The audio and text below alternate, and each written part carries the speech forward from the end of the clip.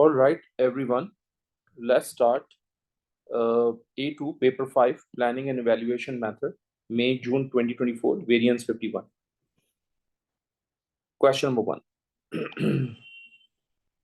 Titration can be used to determine the concentration of dissolved oxygen in sample of river water.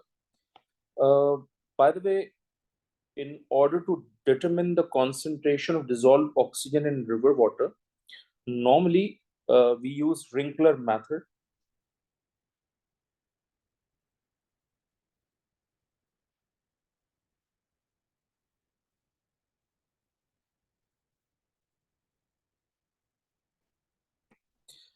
All right. The procedure for the experiment is given. Use 50 cm cube graduated syringes, A, B, C, D, and E, almost 5 syringes, to collect 5 separate 30 cm cube sample of river water. So the sample of river water has a volume of 30 cm cube. Okay. All right. Now in the next part of the question, in step 2, in the laboratory, carefully add 5 cm cube of 0.220 mole per dm cube manganese to sulfate into gas syringe A and mix well. Okay. तो first of all ये 5 cm cube हम collect कैसे करेंगे?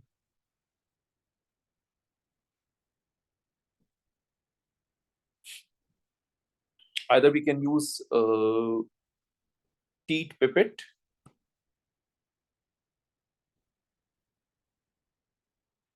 so use teat pipette or dropper to measure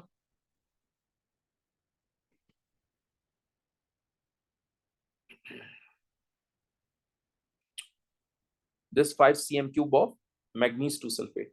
And also manganese 2 sulfate has a concentration of 0.220 mole per dm. Okay, so we have a syringe A in which we have 30 cm cube of river water, and then we need to add 5 cm cube of manganese 2 sulfate in it, and we need to mix well. Why are we mixing well? To mix the content well, obviously. Next step, add 5 cm cube of alkaline aqueous potassium iodide into syringe A and mix well again. Okay, again 5 cm cube. So obviously I'm going to use teat pipette or dropper.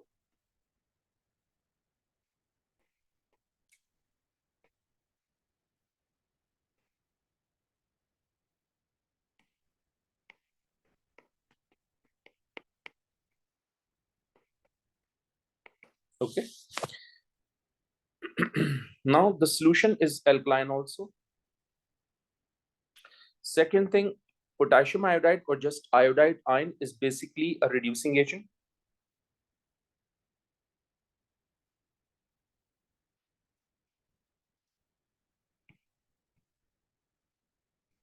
And also this dissolved oxygen is basically an oxidizing agent. So technically it's a redox reaction. In the first place, Mn2 plus ions and oxygen react in the presence of an alkaline medium. As a result, precipitates are formed. Okay. So, okay, next step. Add 10 cm cube of dilute sulfuric acid into syringe A and mix well. So we are adding dilute sulfuric acid also, and obviously and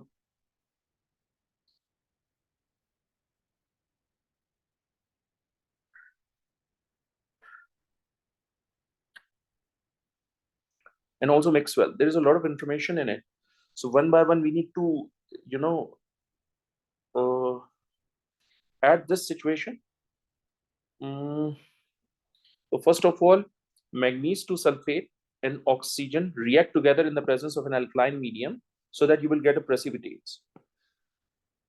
So that's this very specific sort of Wrinkler reaction.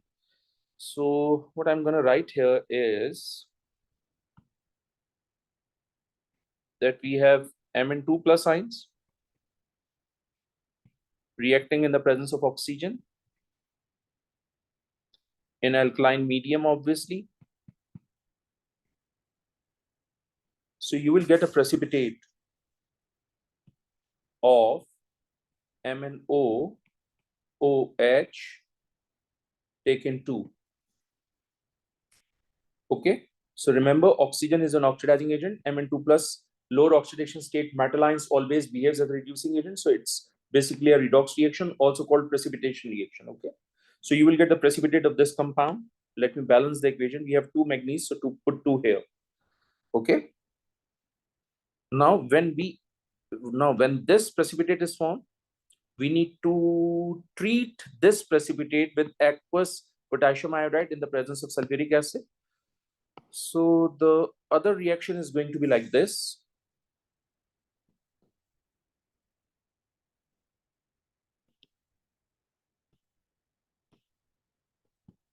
Oops. MnO OH taken twice plus iodide ions in the presence of an acidic medium, obviously.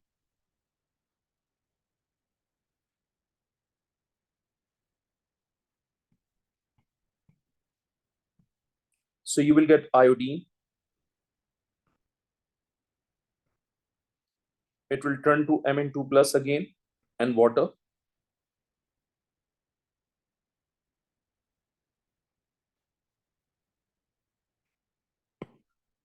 It is a reducing agent. It is an oxidizing agent. They can react together to give an iodine. Okay. And by the way, the oxidation state in this compound is, I believe, +4. This is -2. This is -1 into 2. So it's going to be -4. Equals to के right hand side पे जाएगा तो +4 हो जाएगा. ये +4 से +2 हो रहा है तो इसका मतलब ये खुद रिड्यूस हो रहा है जबकि आयोडाइड ऑक्सीडाइज हो रहा है, which is why it is a redox reaction. I hope it makes sense to you.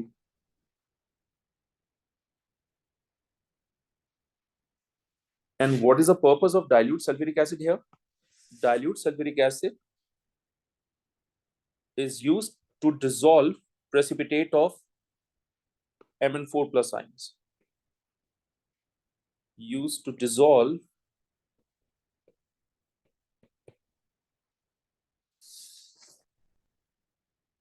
precipitates of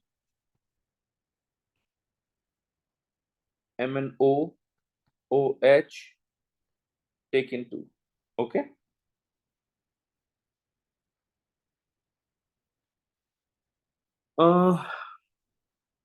Now the next issue is, why are we mixing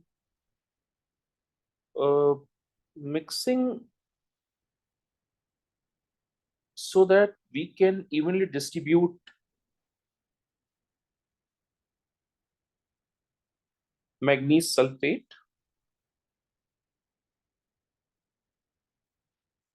or mixing well is used to complete the reaction also. I think to complete the reaction is much better. So to complete the reaction,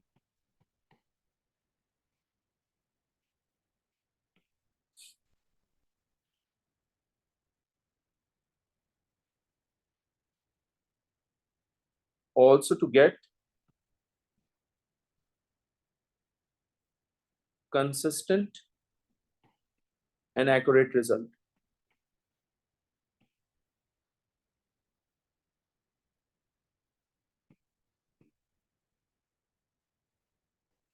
Okay.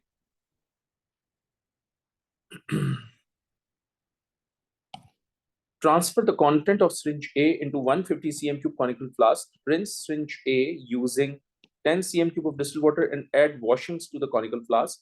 Carry out one accurate titration of all the content in the conical flask with this concentration of sodium thiosulfate. So technically, sodium thiosulfate is used.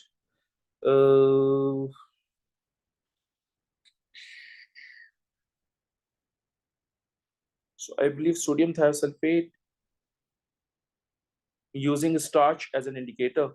Okay, so sodium thiosulfate must be in the conical flask.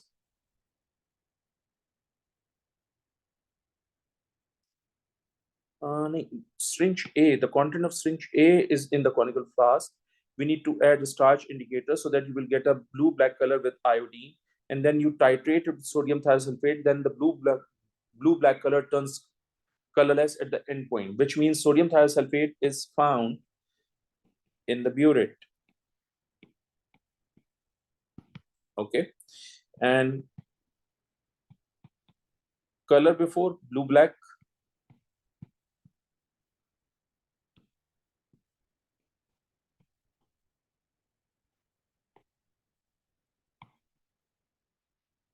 And color after colorless.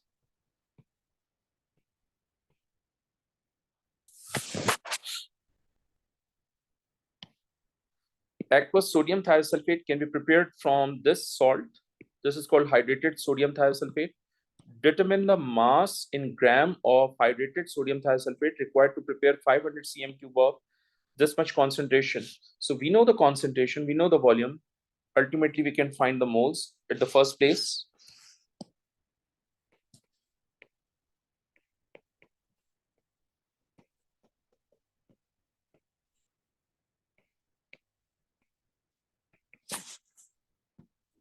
This is 500.0 into 0.000200 divided by 1000. So I'll get how much?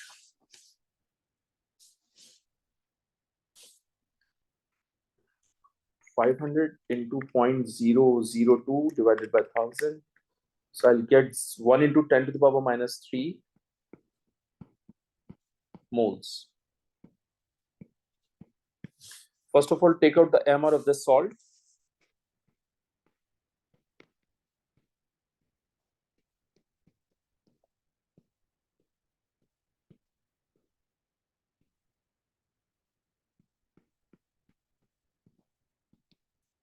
So it's 23 times 2 plus 32 times 2 plus 16 times 3 plus 5 times 18.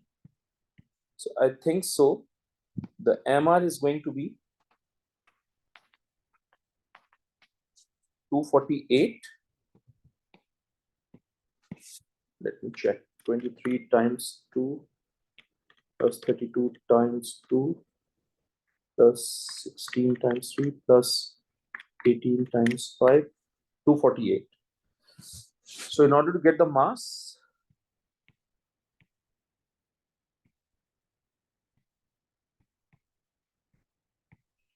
I'm going to multiply moles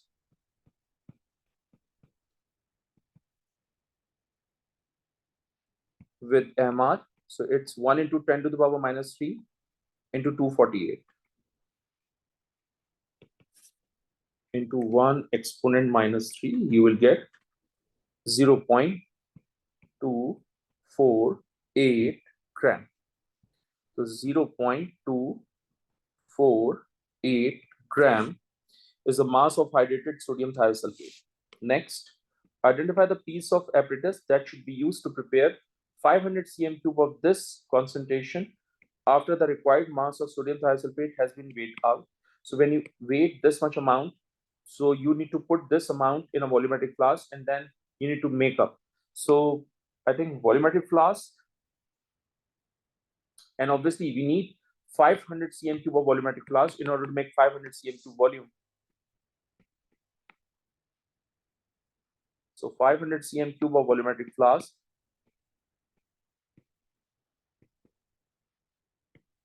is needed to make this concentration.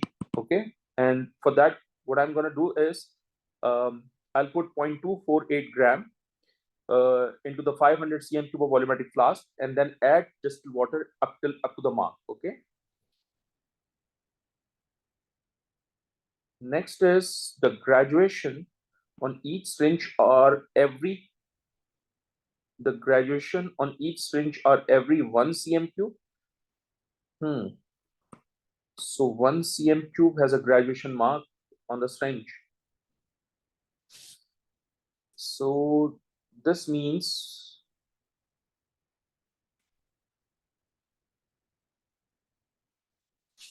if we have a syringe like this,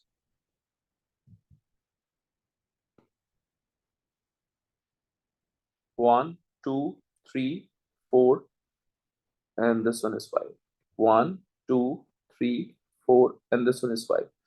Now each line has 1 cm3, so the error in single reading would be 0.5. Okay.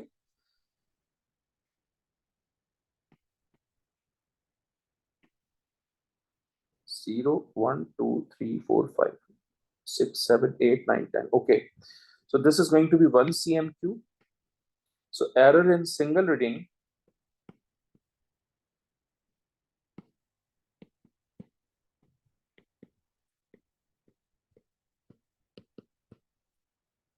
must be 0.5 cm3. First thing. Second thing, I need to find out the percentage error. So error in single reading needs to multiply by 2. Why I'm multiplying by 2? Because I'll get two readings, initial and final. Initial reading of the syringe, final reading of the syringe, which is why we need to multiply this single error reading into 2, divided by the volume. And what volume we are using?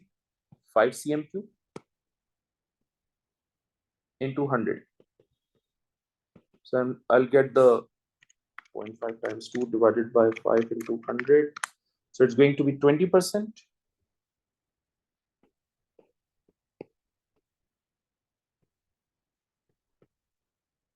Okay.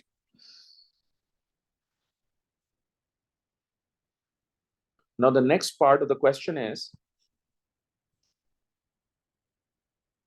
place one tick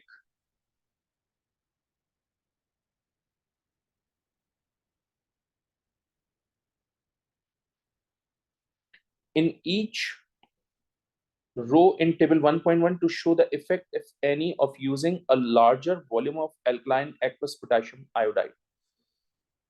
Alkaline aqueous iodide, larger volume.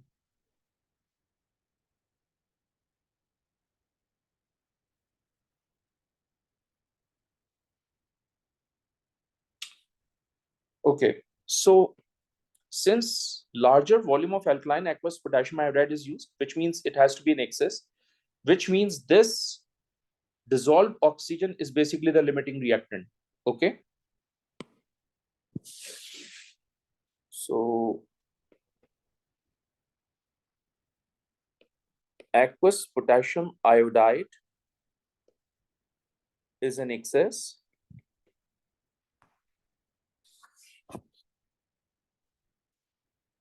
because it is using in larger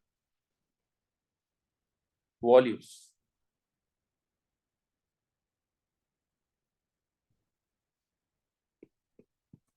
So dissolved oxygen must be the limiting reactant.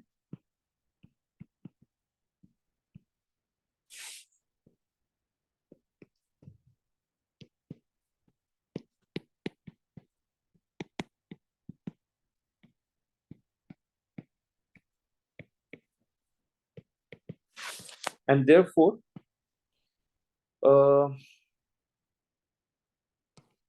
will be no effect on the uncertainty of the measurement. So there is no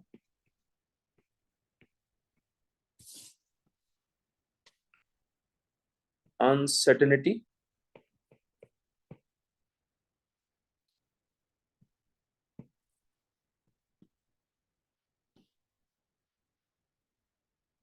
of the measurement, because reaction जो है वो dissolve oxygen control कर रहा होगा, तो आप इसको ज्यादा करो या कम करो कोई फर्क नहीं पड़ेगा. ठीक है.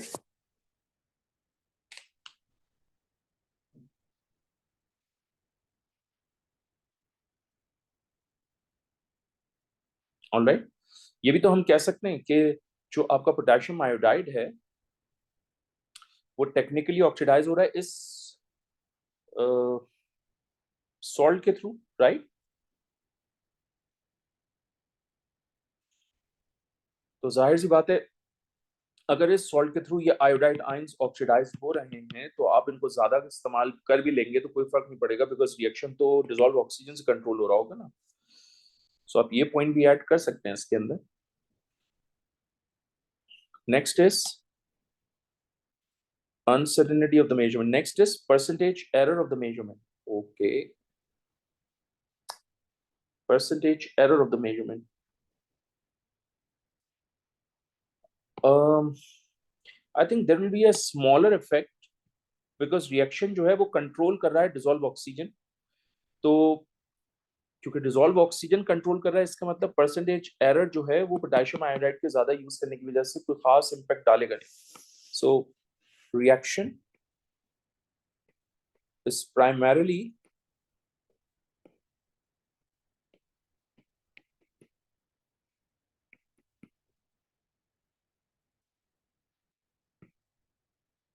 controlled by dissolved oxygen.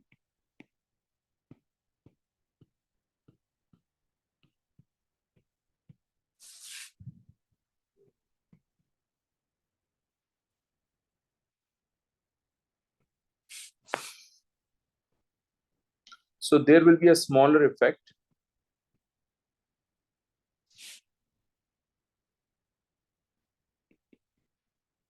of percentage error, is smaller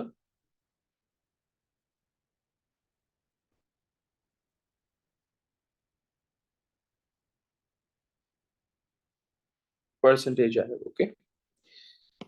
Next is the sample in the conical flask and the prepared solution of sodium thiosulfate are provided. Describe the following procedures for the experiment using syringe A. Preparing the clean burette before taking any readings. Okay.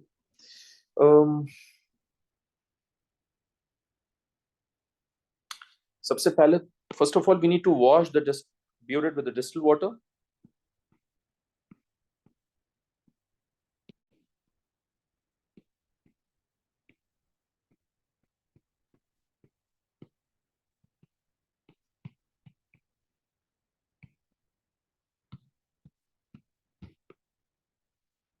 Then rinse the burette with sodium thiosulfate.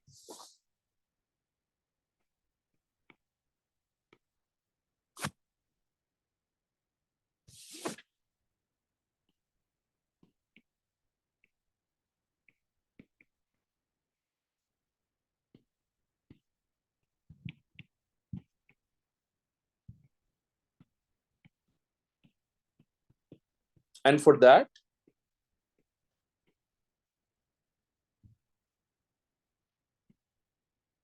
pass the solution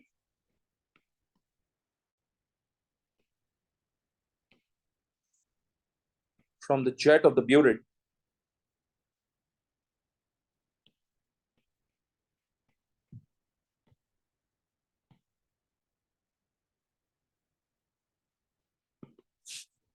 okay, carrying out the one accurate titration in step 6.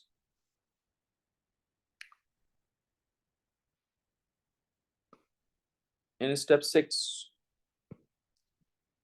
okay, when we add sodium thiosulfate using starching indicator into the conical flask drop by drop until a permanent color change is seen. Okay, so that's the general sort of a statement.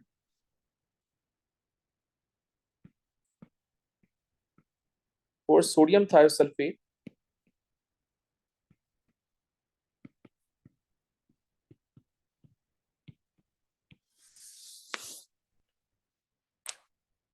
from the burette into the conical flask,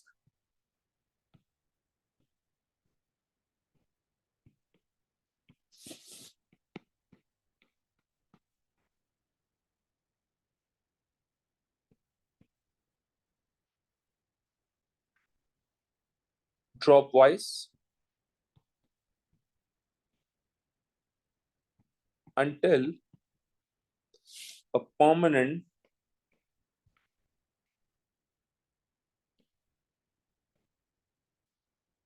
color change is seen. Suggest why the reaction mixture is mixed well in step 2 and 4. In step 2, it was mixed well. In step 4, it was mixed well to complete the reaction, also to get the consistent and accurate result.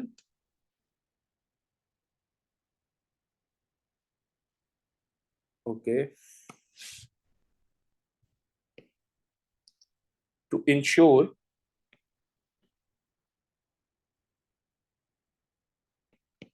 that the reaction is finished in syringe A,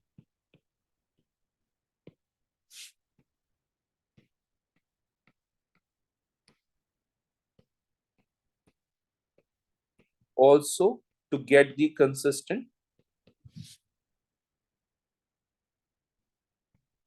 result. Draw a table for recording the titration result for the 5 samples in syringe A. So examiner is using the 5 samples, right? So 5 titrations needs to be done. Whew, okay. So this is going to be the first titration.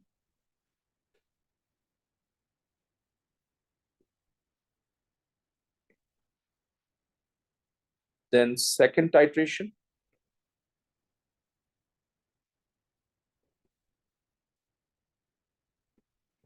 Then third titration.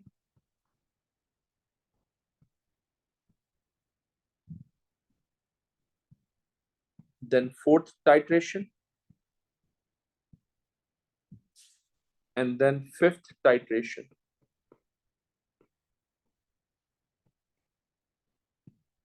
Okay.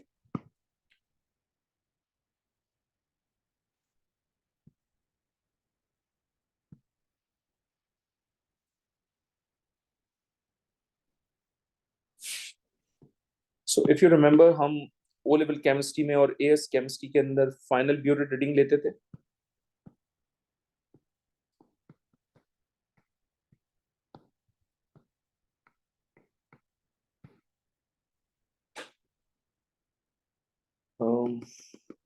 I'm running out of space actually. Final buret reading in CMQ.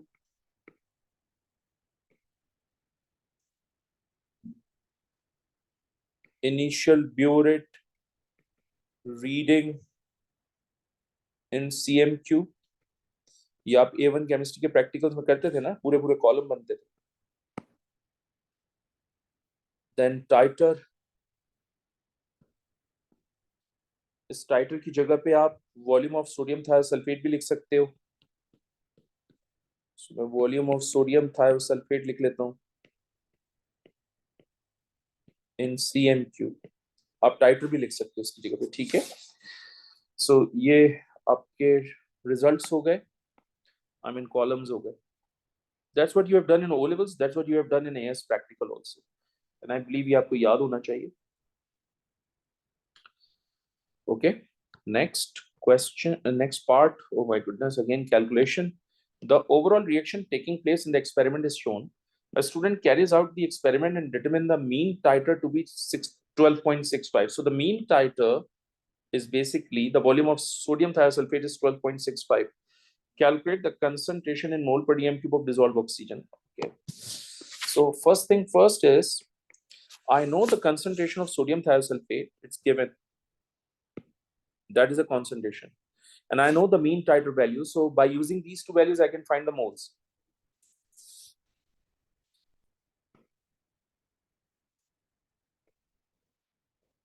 So moles of thiosulfate times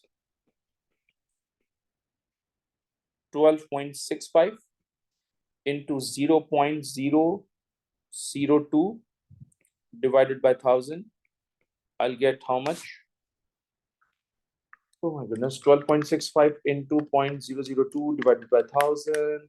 I'll get 2.35 into 10 to the power minus 5. 2.53 into 10 to the power minus 5.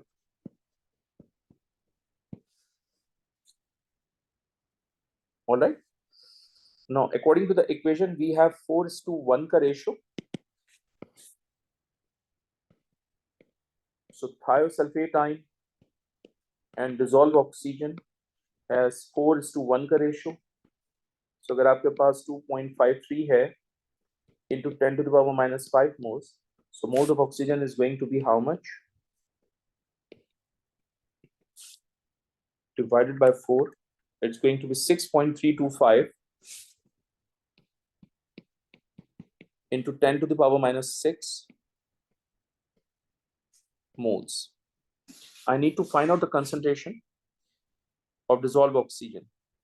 So volume of oxygen used in the river water was 30 cm cube, remember?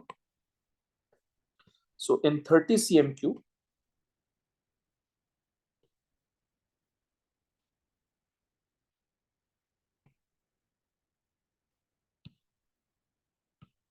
dissolved oxygen has a moles of 6.325 into 10 to the power minus 6 moles.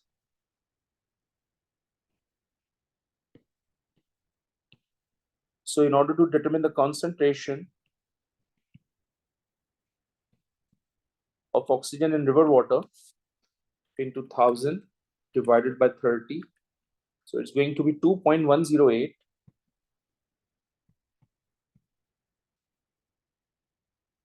3 into 10 to the power minus 3 mole per dm cube.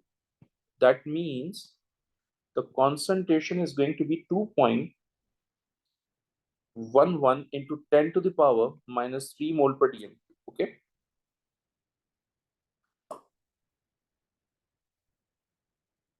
Now the next part is freshly distilled water does not contain any dissolved oxygen. Okay. So distilled water does not contain any dissolved oxygen. That's true. A student decided to run the procedure on the same sample of freshly distilled water and at the end obtain a value of 2.26 into 10 to the power minus 5 mole per dm cube dissolved oxygen. We have got this much concentration, and in this distilled water we have got this much concentration, right? So suggest why the student did not get a value of 0 mole per dm cube. Assume the procedure was carried out correctly.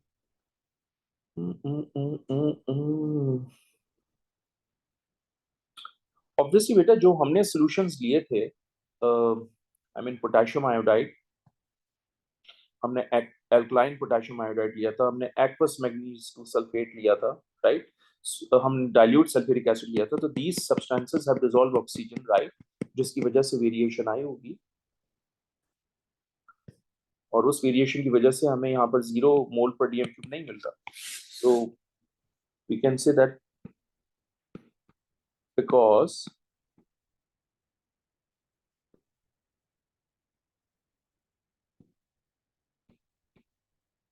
some amount of dissolved oxygen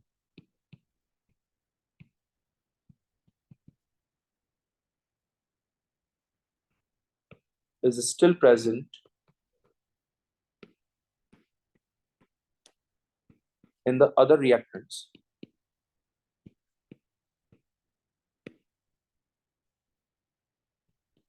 As they are in aqueous state.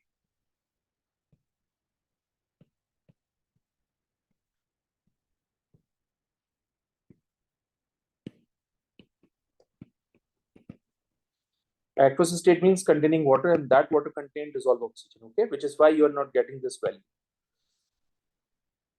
Suggest how the value of 2.26 into 10 to the power minus 5 mole per dm could be used to improve the answer in F.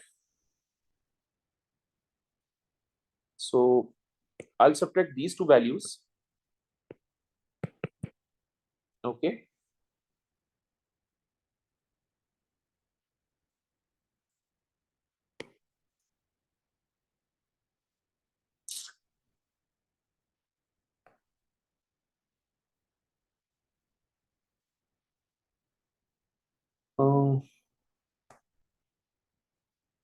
If I'll get the difference, obviously there will be a chance of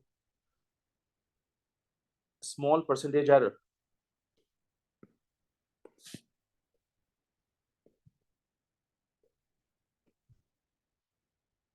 If I'll get the difference,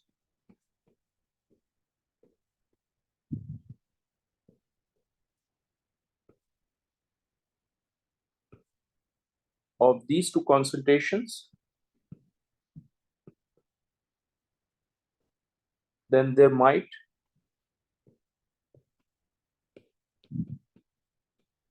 be a chance of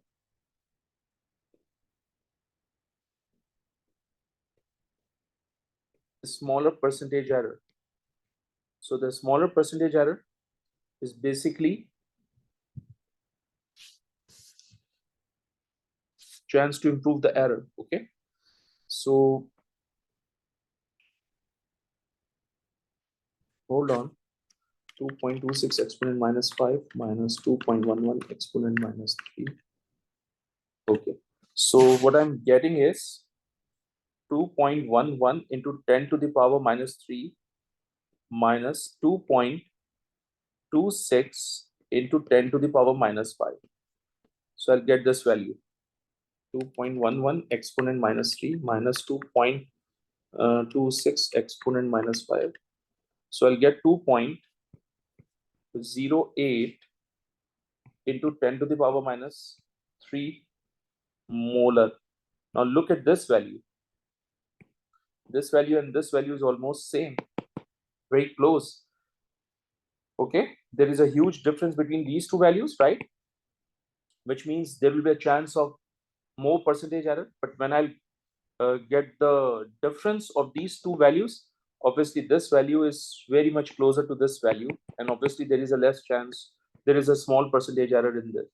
Okay, and that's how you can improve the result, by reducing the percentage error. My goodness, that's a very tough question. Suggest why this method is unsuitable for sample of tap water that have been purified by chlorination and so contain chlorine aqueous. Chlorine aqueous is basically an oxidizing agent. You know that.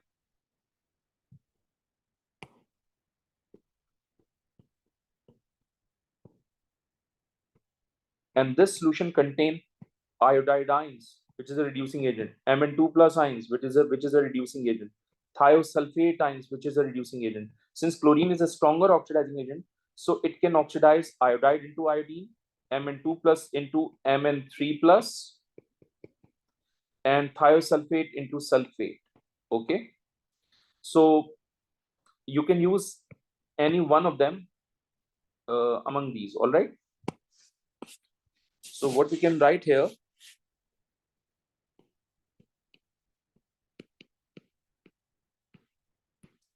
chlorine is a stronger oxidizing agent,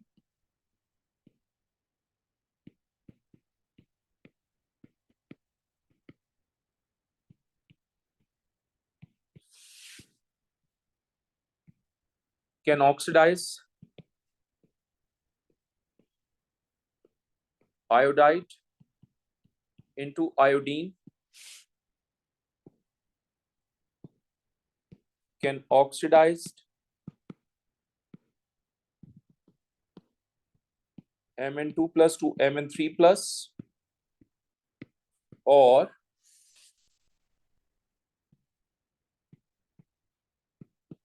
can oxidize thiosulfate into sulfate. Now thiosulfate into sulfate, you have done that reaction in A1 chemistry in halogens का chapter.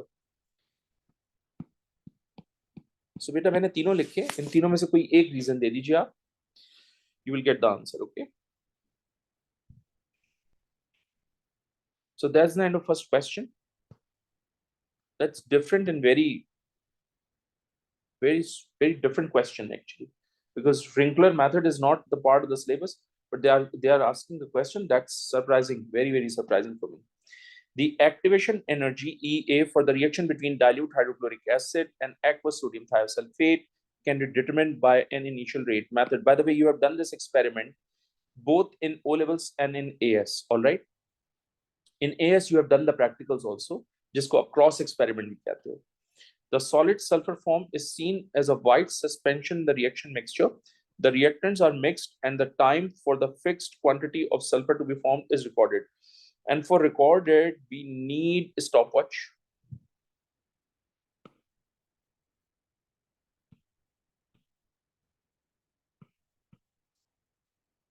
Okay. A measure of the initial rate of the reaction is this. Yes, we have done this. in class in A2. I did that. Create is equals to 1 over time or reciprocal of time. We have done that in A2. Okay. Standard solution of 0.1 mole per dm cube sodium thiosulfate and 0.5 mole per dm cube HCl are supplied. The concentration of thiosulfate and HCl are given. Measurements are taken for a series of temperature using the following procedure. Series of temperature. So if we are using series of temperature, so obviously we need to maintain this temperature for every experiment.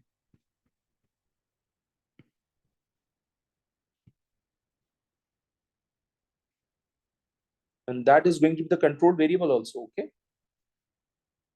Maintain this temperature for all the experiments.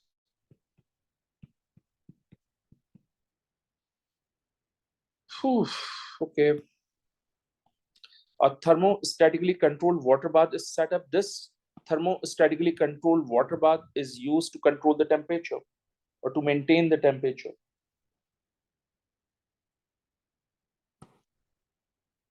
Is used for uniform heating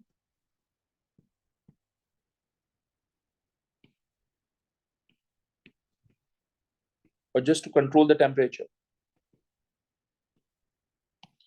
Next, 100 cm cube of conical flask labeled A and second 100 cm cube of conical flask labeled B. So we have two different flasks, A and B. Each one of them has a volume of 100 cm cube. Okay. 10 cm cube of 0.1 mole per dm cube sodium thiosulfate is added to flask A. Flask A is placed in the water bath. Okay. Now, how can we collect this volume? By using volumetric pipette.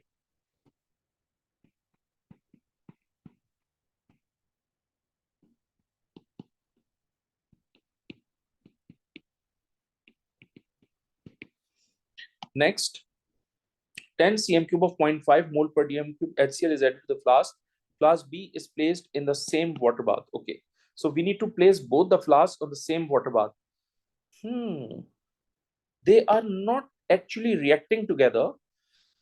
Basically, what we did is we add 10 cm cube of sodium thiosulfate and 10 cm cube of HCl in flask A and flask B, and both the flasks are placed in the same water bath and wait for 10 minutes. So why are we waiting for the 10 minutes? So that दोनों flask का temperature जो है वो same हो जाए.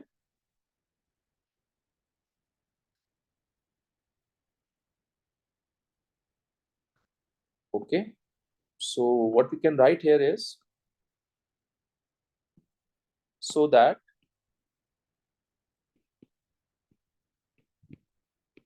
both the flask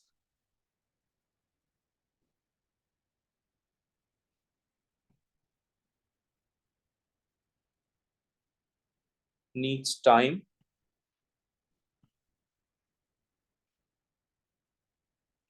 stabilize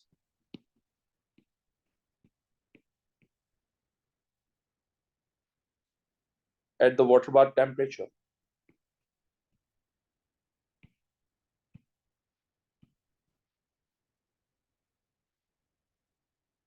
Okay, flask A is removed from the water bath and placed on a tiled mark with a black cross. That's called cross experiment. I've told you initially.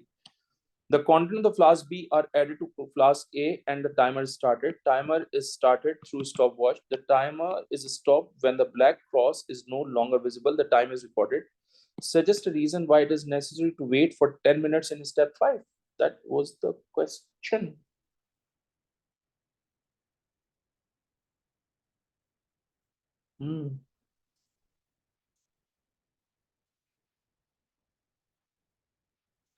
Actually आपने बहुत ही small volume use किया है. ठीक है, तो इस small volume को thermal equilibrium attain करने के लिए थोड़ा सा टाइम चाहिए होता है, जिसकी वजह से हमने यहाँ पर 10 मिनट्स के लिए वेट किया. So in one line how can I right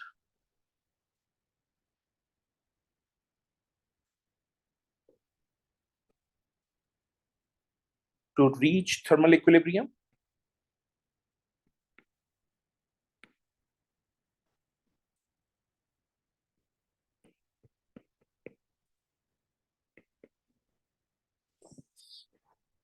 Ensuring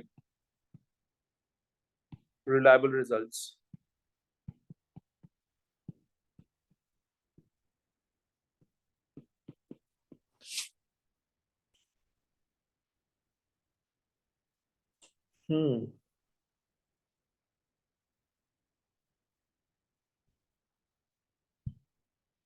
एक और भी प्रॉब्लम है यहाँ पर. I think fine, but did we mention the temperature here? Did we measure the temperature here? We didn't mention the initial temperature of the experiment, right? And we didn't mention the final temperature after the experiment. We are not measuring the temperature actually in this experiment. That's the error, right? So over here, we need to measure the temperature before experiment.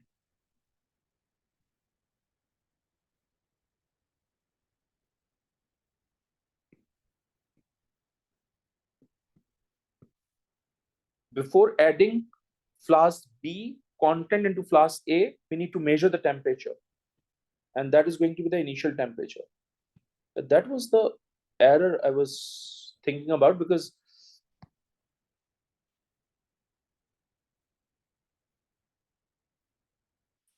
measurements are taken for a series of temperatures, right? So we need to measure the temperature, right? So measure the initial temperature before experiment.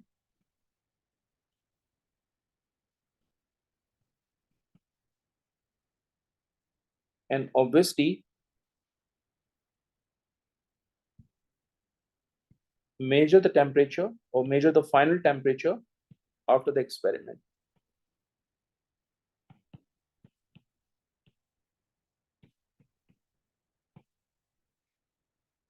Okay.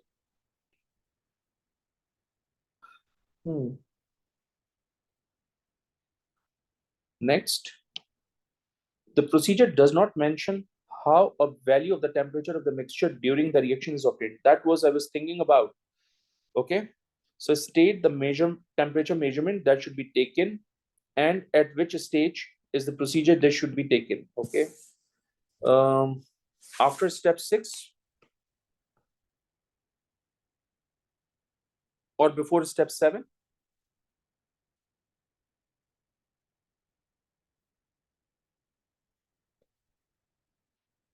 After step 6, measure initial temperature.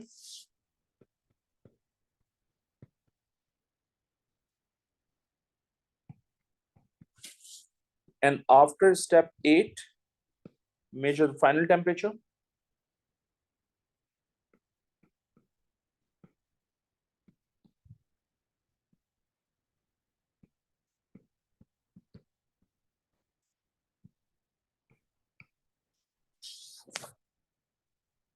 Okay.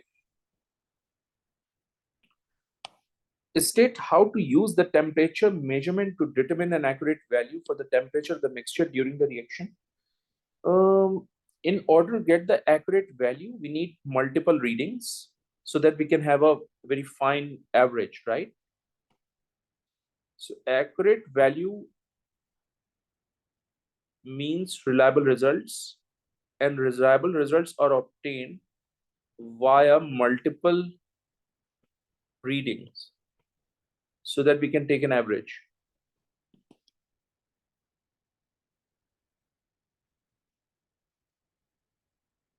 Okay. So what I'm going to write here is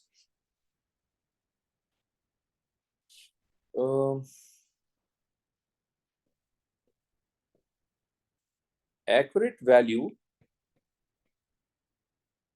is based on reliability of the experiment,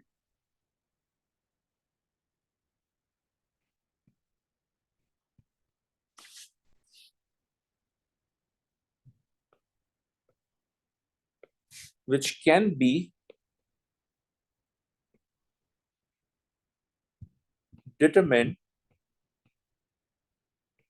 through multiple readings.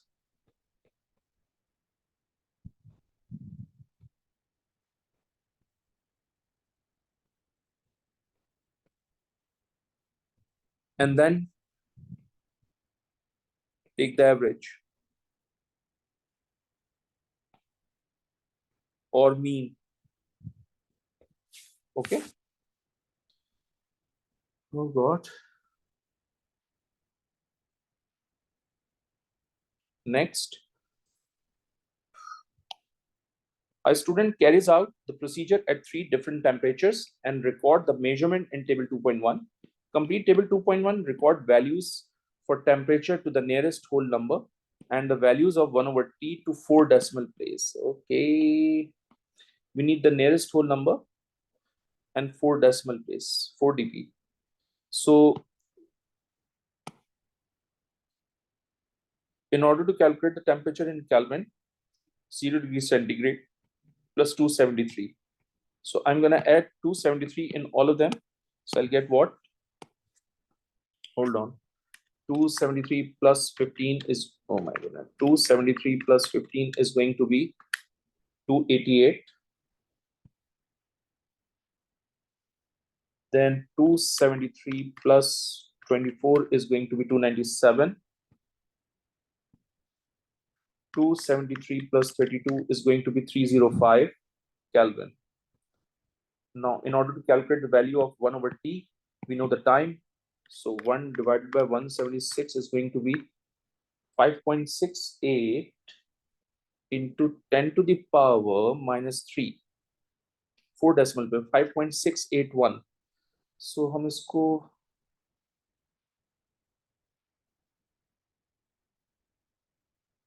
5.681, 5.6, 5.7. So what I'm gonna write is 0.00568 to 57 because I need the 4 decimal place thing. Okay, then 1 divided by 297, it's going to be 3.367 into 10 to the power, so 0.003. Oh,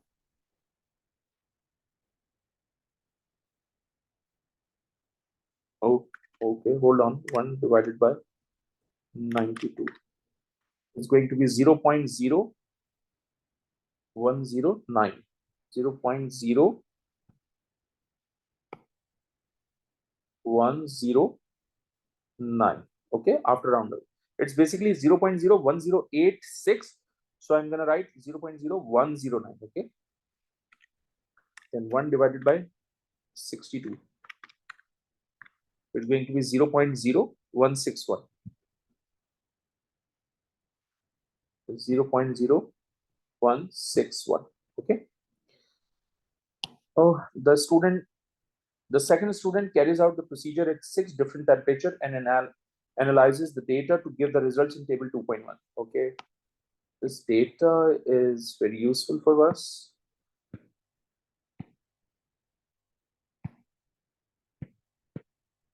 Okay. That is the whole issue. Use the results from the table 2.1 to plot a graph on the grid in figure 2.1 to show the relationship between log 1 over t and 1 over t. Use cross X to plot each data point. Draw a line of best fit. Okay. So let me draw the graph.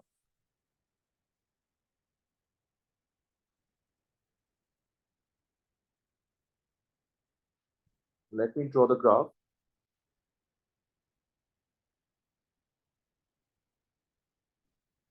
So first of all is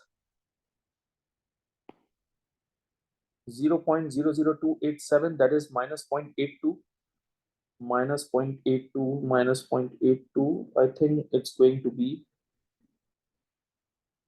somewhat here, minus 0.82, somewhat here, right?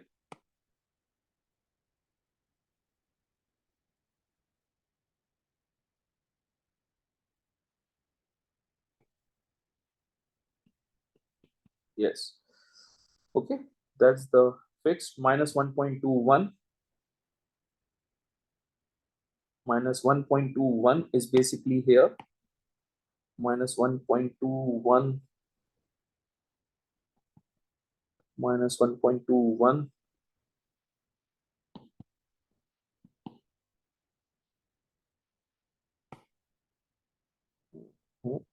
Somewhat here. Okay. So this is done. This is done. Then minus 1.47. minus 1.4747 minus 1.47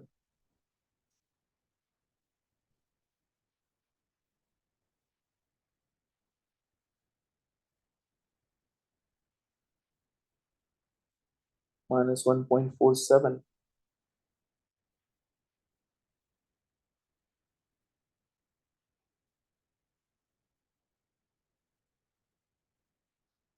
Not here, this one.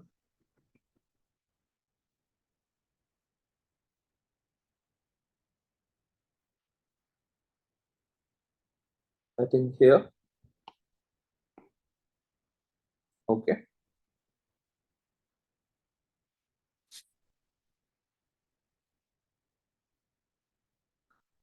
So we did that. Then minus 1.68 minus 1.68.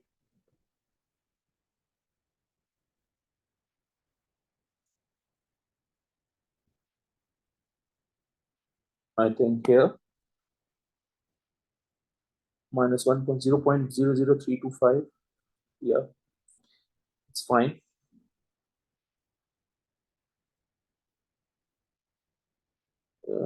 68. So it must be little higher, somewhere around here. Okay.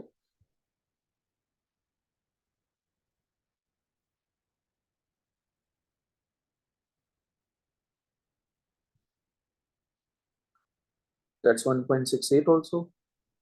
Then minus 1.99 minus 1.99.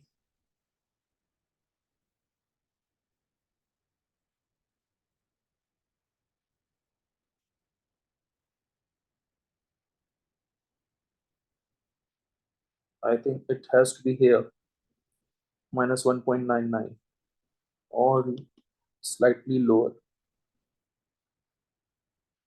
Okay. Whew. Minus 1.99 done. Minus 2.43. Minus 2.43. Minus 2.43. Minus 2.43 and value is 0.00353. 353.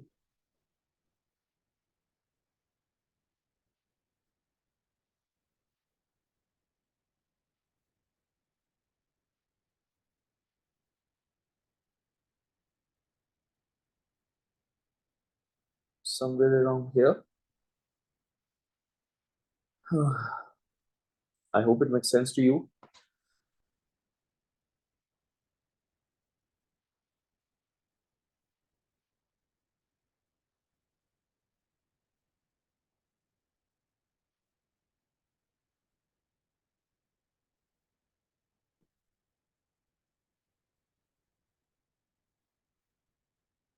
Okay.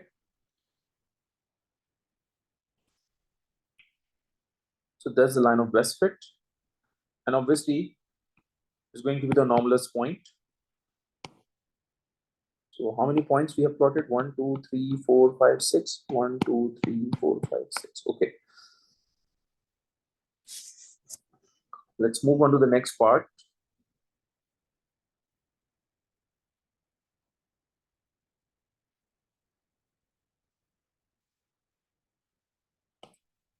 Determine the gradient of your line of best fit in figure 2.1. State the coordinates of both points you use in your calculation. There must be selected from your line of best fit. Give the gradient to three significant figures. Okay.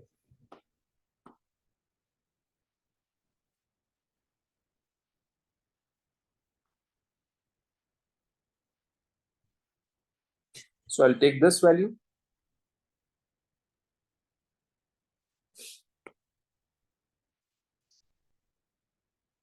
So it's going to be 0.00287 minus 0.83. Okay.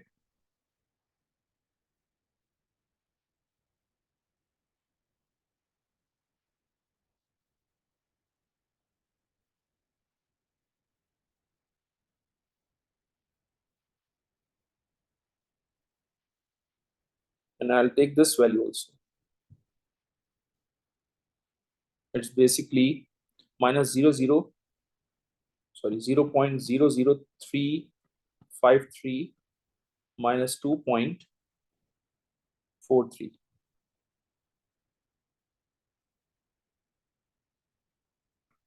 Okay, so I'll take these 2 points for the coordinates. Coordinate 1, 0.00353 minus 2.43, and then 0.00287 minus 0.82.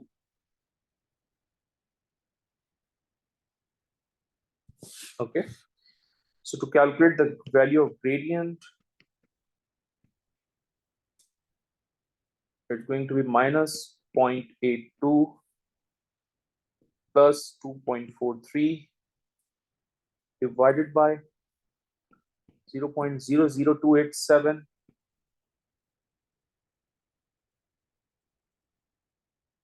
minus 0.00353. It's basically how much? Let me calculate. 0.82 plus 2.43, 3.25, 0.00287 minus 0.00353, 0.03243. So 3.25 divided by answer. So it's basically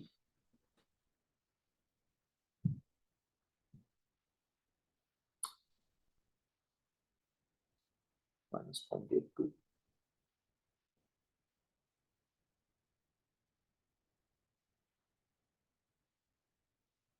Hold on, 0.00353 minus 0.00287. Okay, 3.25 divided by answer. Yeah,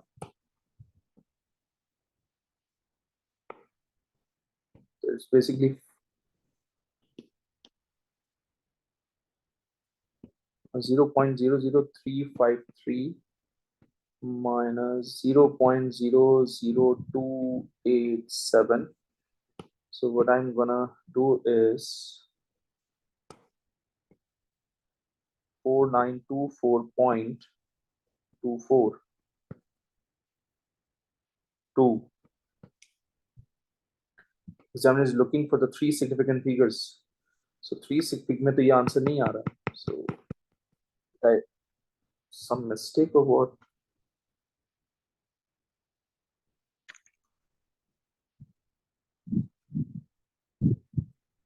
Hold on, 0.8.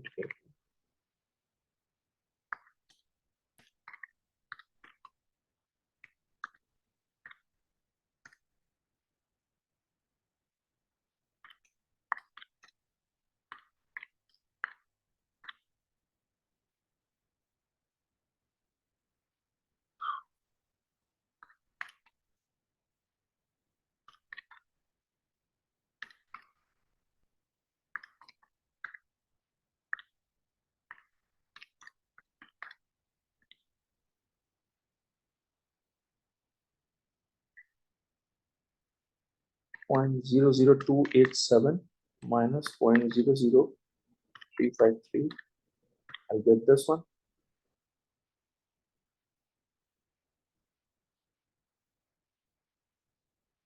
1.61 divided by answer. I get. Okay, so that's the answer. That's the answer I'm getting. 0.00287 minus 0.00353. So I'm getting minus 2439.39. Okay. minus 2.44 into 10 to the power 3. 1, 2, 3.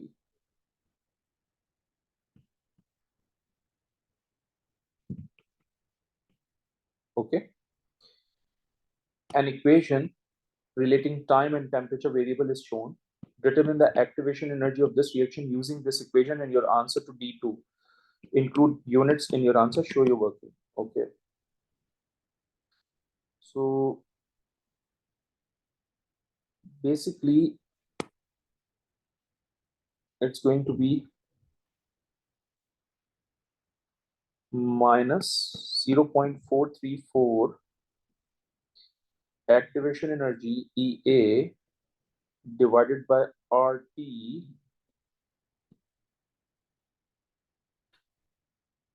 and this whole thing is basically the constant equals to the gradient, which is 2.44 into 10 to the power 3 minus impact. Okay, so obviously this minus is cancel with each other. So 0.434 EA divided by R की value is fixed, which is 8.31 equals to 2.44 into 10 to the power 3. So the value of activation energy from here is going to be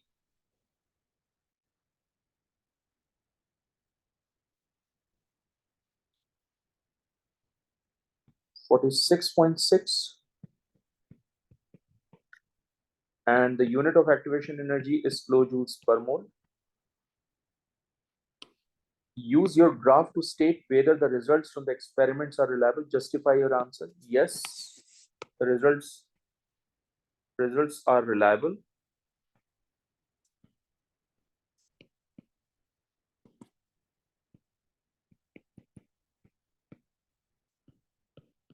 Because most of the points lie on the line of best fit.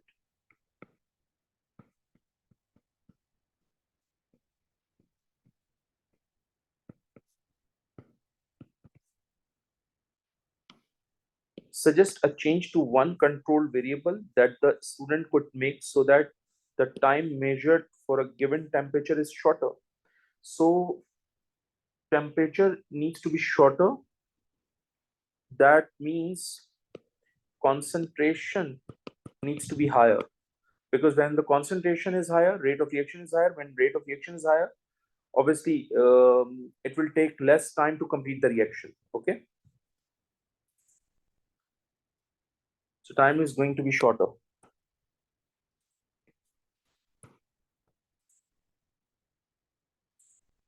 Use higher concentration for reactants.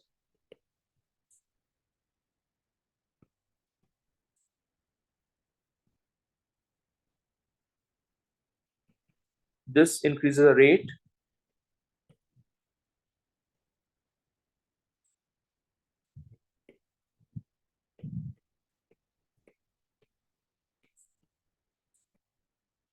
This increases the rate of reaction.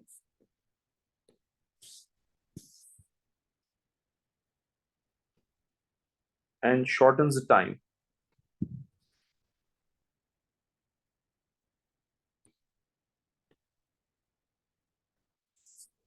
That's the end of second question, guys. Thank you.